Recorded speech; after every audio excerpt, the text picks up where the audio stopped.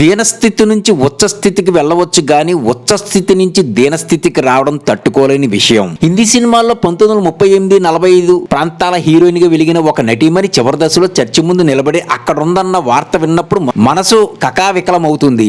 మహానటుడైన నాగయ్య గారి అత్యంత దశ దయనీయం. ఎన్నో సొంత ఇల్లు కలిగిన ఆయన చివర్లో అద్దె ఇంట్లో చనిపోతే ఆ దేహాన్ని కదిలించడానికి పెద్దలు పూనుకోవాల్సి వచ్చింది. స్టార్ గా వెలిగిన ఆ తర్వాత రోజుల్లో కస్తూరి శివరావు, కాంచనమాల, గిరిజ, మాలతి వంటి వారు దుర్భరమైన జీవితాలే గడిపారు. విధి విలాసం అని చెప్పుకోవాలి. ఎందుకు పరిస్థితులు అలా తారుమారైపోతాయో అర్థం కాదు. మరో గొప్ప నటి సావిత్రి, ఉత్తరాది మహానటి మీనాకుమారి ఏ కల్లో వారు ఆరితేరి రాణించి ఖ్యాతి గడించారు. ఆ కలే వాళ్ళని తిప్పలు పెట్టిందా అనిపిస్తుంది. కారణాలు అనేకం. కొందరిది స్వయంకృతాపరాధం, కొందరిది మితిమీరిన దాతృత్వం, అపాత్ర దానాలు, తనకమాలిన ధర్మాలు, ఇలా ఎన్నో కారణాలు కనిపిస్తాయి.